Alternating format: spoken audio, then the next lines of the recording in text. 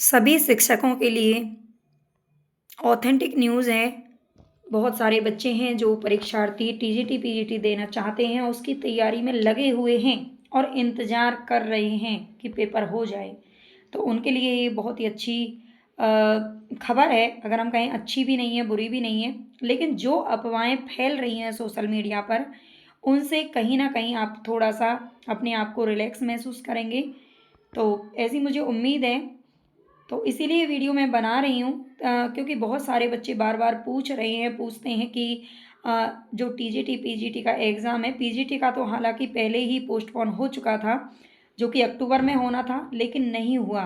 और बहुत सारे बच्चे ऐसे भी हैं जिन्होंने तो अपने दिमाग से ही निकाल दिया है कि अब ये पेपर भी होगा, है ना? बहुत सारे कमेंट मैंने ऐसे भी देखे हैं कि हम तो इस पेपर को भूल ही गए हैं।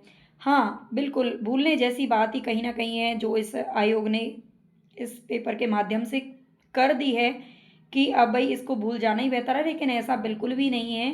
अभी देखते हैं कि न्यूज़ जो ऑथेंटिक है वो ये है कि नए अध्यक्ष के आते ही टीजीटी पीजीटी 2022 की परीक्षा क्या रद्द हो चुकी है? नहीं। इस पर मैं एक सवाल, एक शब्द में अगर कहना चाहूँ तो नहीं, अभी कोई परीक्षा रद्द नहीं हुई है। सीधी-सी बात तो ये है कि अभी नए अध्यक्ष का चुनाव ही नहीं हुआ है और नए अध्यक्ष जब आए ही नहीं हैं, तो फिर परीक्षा रद्द होने का कोई मतलब नहीं है। आगे क्या होगा भविष्य में, ये या तो सरकार जानती है और या फिर आयोग वाले जानते हैं। ये हम नहीं जानते और मैं तो कहती हूँ कोई भी यूट्यूबर नहीं जानता, चाहे वो कितना भी दावा कर ले, है ना? मैं इस तरह की वीडियो बनाने से इसीलिए बचती हूँ, क्योंकि हम बाद में फिर क्या है कि सब झूठे साबित हो जाते हैं, है ना? पता ही नहीं चलता है कि सरकार की मंशा क्या है या फिर आयोग की मंशा क्या है। तो नए अध्यक्ष का अभी चुनाव नहीं हुआ है, मैं आपको बता देती हूँ। अ, और सीधी-सी बात ये है कि जो वहाँ पर आयोग में अभी जो वर्कर हैं, जो काम करने वाले हैं, जो टीचर्स हैं या फिर वहाँ पर मेंबर हैं, उनका ये कहना है कि अभी ऐसी कोई मंशा नहीं है कि इसको रद्द कर दिया जाएगा। ये बाद में ही तय होगा। अभी 18 दिसंबर को जो टीजीटी के एग्ज़ाम की जो डेट है, अभी आप उसी को मानकर चलें। ज़्यादा परेशान ना हों, इधर-उधर की बहुत सारी वीडियोज़ में देख कर के अपना टाइम वेस्ट ना करें। बस यही मैं आपसे कहना चाहूँगी। नई भर्ती देखने को मिलेगी या नहीं मिलेगी, ये भी अभी हम कुछ नहीं कह सकते हैं, क्योंकि न्यूज़पेपर में तो डेली भर्तियाँ निकलती हैं और ख़त्म भी हो जाती हैं, है ना? भर्ती हो भी जाती हैं, लेकिन हकीकत क्या है, ये हम नहीं जानते हैं।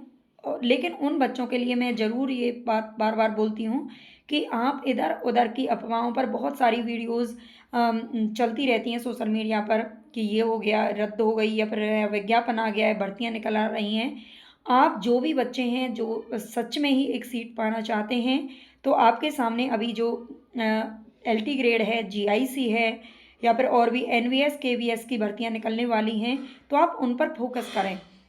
है ना? उन पर फ़ोकस करें और जहाँ भी जिस भी चीज़ में फ़ॉर्म वग़ैरह निकल रहे हैं, अगर आपको सरकारी नौकरी चाहिए, तो आप सभी जगह फ़ॉर्म डालिए और चुपचाप से बस अपनी पढ़ाई करते रहिए।